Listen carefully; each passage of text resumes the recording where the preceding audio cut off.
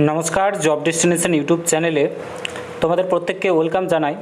तो तुम्हारा प्रत्येके जानो गतकाल থেকে अन्नपूर्णा भाण्डारेर फर्म देওয়া शुरू हो गेছে। তোমরা অফিসিয়াল ওয়েবসাইটে গিয়ে ফর্মটা সংগ্রহ করতে পারবে কিংবা আমাদের অফিসিয়াল টেলিগ্রাম চ্যানেলে সংগ্রহ করতে পারবে। তো ফর্মটা কিভাবে পূরণ করবে সেটাই আজকের এই ভিডিওতে তোমাদেরকে স্টেপ বাই স্টেপ দেখাবো। খুব সহজে ইজিলি ফর্মটা পূরণ করতে পারবে। প্রথমে দেখতে পাচ্ছ अन्नपूर्णा যোজনা পারিবারিক তথ্য সংগ্রহ ফর্ম। ঠিক আছে, প্রতিটা বিভাগের টিক চেক বক্সের বিকল্প নির্দেশাবলী রয়েছে। ঠিক আছে, এখানে প্রথমে যেটা করতে হবে সেটা হচ্ছে পরিবারের প্রধানের নাম। ঠিক আছে, পরিবারের যে মেন সদস্য রয়েছে, বয়স্ক সদস্য তার পুরো নাম দেবে আধার কার্ডের অনুযায়ী। ঠিক আছে, তারপরে জন্ম তারিখ দেবে, দিন মাস বছর অনুযায়ী। পরিবারের যে প্রধান রয়েছে সে পুরুষ রয়েছে, মহিলা রয়েছে না অন্যান্য রয়েছে সেটা এখানে টিক করতে হবে। তারপরে বলেছে পরিবারের প্রধানের আধার নম্বর দেবে। ডিজিটাল রেশন কার্ডের পারিবারিক আইডি যদি থাকে ডিজিটাল রেশন কার্ডে তাহলে অবশ্যই দেবে। ঠিক আছে, তারপরে পরিবারের সদস্য সংখ্যা কয়জন রয়েছে শুধুমাত্র সংখ্যায় কিন্তু দিতে হবে। তারপরে ঠিকানাটা এখানে দিয়ে দেবে। ঠিক আছে, এখানে এসব এই জায়গায় স্থায়ী ঠিকানা দিয়ে দেবে।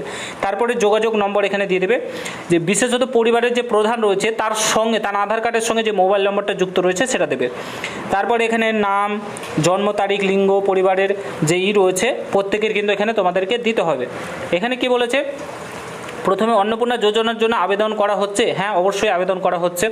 এখানে কি বলেছে পরিবারের যে প্রধান রয়েছে সদস্য 1 নম্বর, মানে পরিবারের কতজন সদস্য রয়েছে তার নাম, জন্ম তারিখ, লিঙ্গ। ঠিক আছে, পরিবারের প্রধান যে রয়েছে তার সঙ্গে কি সম্পর্ক রয়েছে সেটা এখানে লিখতে হবে, আধার নম্বর দিতে হবে। এবার পরিবারে যে 3 জন রয়েছে তো 3 জন সদস্যের নাম এখানে কিন্তু তোমাদেরকে দিতে হবে। ঠিক আছে, এখানে টোটাল 5 জন সদস্য পর্যন্ত রয়েছে, সদস্যর নাম তোমরা পরিবার ফিল করতে পারবে। তারপরে এখানে বলেছে পরিবারের প্রধান বা পরিবারের সকল প্রাপ্তবয়স্ক ব্যাংক অ্যাকাউন্টে নগদ অর্থ স্থানান্তরের জন্য যে ডিবিটি লিঙ্ক সেটা আছে কিনা সেটা বলেছে আধার কার্ডের সঙ্গে থাকতে হবে। তার ব্যাংক অ্যাকাউন্ট নম্বর, যে পরিবারের প্রথম সদস্য দিয়েছিলে তার bank account number IFSC code দিতে হবে। তারপরে দ্বিতীয় সদস্য যে রয়েছে তার নাম, অ্যাকাউন্ট। এখানে প্রথমে প্রধানের নামটা দিতে হবে, প্রধান যে রয়েছে যাকে নাম দিয়েছিলে তার ব্যাংক অ্যাকাউন্ট, তারপরে সদস্য নম্বর 1, সদস্য নম্বর 2 এইভাবে কিন্তু দিতে হবে। ঠিক আছে, যতজন সদস্য অ্যাড করতে চাও তোমরা।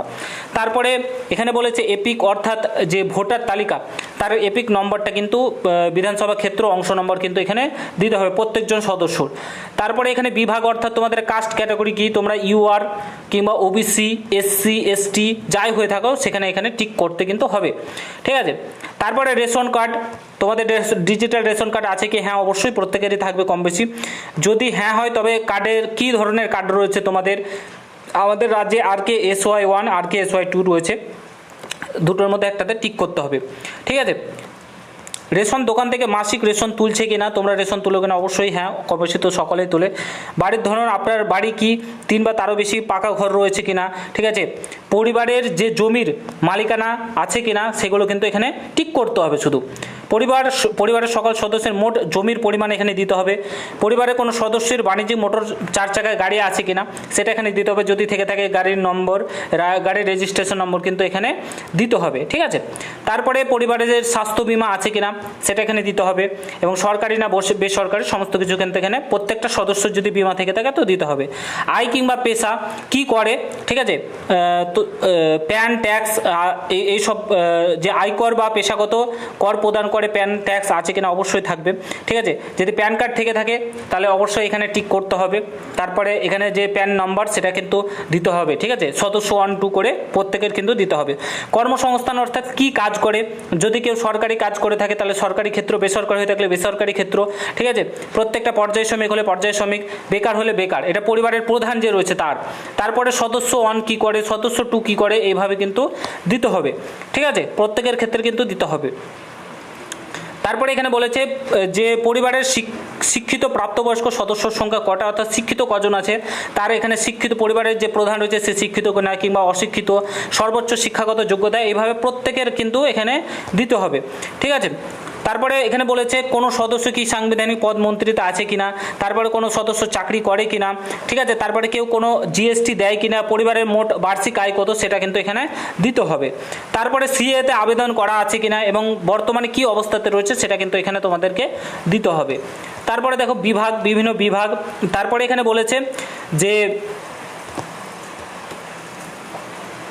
ক্রেডিট কার্ড, কিষাণ ক্রেডিট কার্ড এগুলো আছে কিনা, কার কার আছে সেগুলো কিন্তু এখানে দিতে হবে, প্রত্যেকটা সদস্য যার যার রয়েছে। ঠিক আছে, এসআইআর এর নাম আছে কিনা, ঠিক আছে, মামলাটি ট্রাইব্যুনালে যদি থেকে থাকে তো আছে কিনা সেগুলো কিন্তু এখানে টিক চিহ্ন প্রত্যেককে কিন্তু দিতে হবে, কার কার নাম ট্রাইব্যুনালে রয়েছে কিংবা কার নাম প্রথমেই বাদ চলে গেছে। তারপরে যদি পরিবারে কোনো শিশু থেকে থাকে তার বিবরণ এখানে দিতে হবে, বিদ্যালয়ের নাম থেকে শুরু করে সরকারি বেসরকারি কোন স্কুলে পড়ছে সেটা কিন্তু এখানে দিতে হবে। ঠিক আছে, এখানে বলেছে আপনি কি সরকারি প্রকল্পের সুবিধা ডিবিটির মাধ্যমে পাচ্ছেন, যদি পেয়ে থাকেন তাহলে হ্যাঁ করতে হবে, প্রকল্পের নাম এখানে দিতে হবে। ঠিক আছে, এখানে যে প্রকল্পের নাম, কোন প্রকল্প পাচ্ছে সেই প্রকল্পের নামগুলো দিতে হবে, আর এখানে ঠিক কিন্তু এখানে কিন্তু প্রকল্পের নাম দিতে হবে। এখানে প্রত্যাহার করতে চান এখানে ঠিক কিন্তু দিতে হবে না, এখানে প্রকল্পের নামটা কেবল পুট করে দিলেই হবে। ঠিক আছে, তো এইভাবে কিন্তু তোমাদের যে ফর্ম সেটা কিন্তু ফিল আপ করতে হবে। ঠিক আছে, আর এটা তোমাদেরকে পরবর্তীকালে কেটে কিন্তু দিয়ে দেবে, এখানে তোমার নাম ঠিকানা এগুলো যদি উল্লেখ করতে হয় করে দেবে। তো এইভাবে কিন্তু অন্নপূর্ণা ভাণ্ডারের ফর্মটা ফিল আপ করতে হবে। সেরকম দেখতে গেলে কোনো কিছুই নেই, যেহেতু প্রত্যেকটা সদস্যের ডকুমেন্টস চেয়েছে তার জন্য একটু বড়, তাছাড়া আর কিছু নয়। বাকিটা তোমাদের মতামত জানাবে কমেন্ট বক্সে, ভিডিওটা শেয়ার করবে, দেখার জন্য কোনো ভিডিওতে।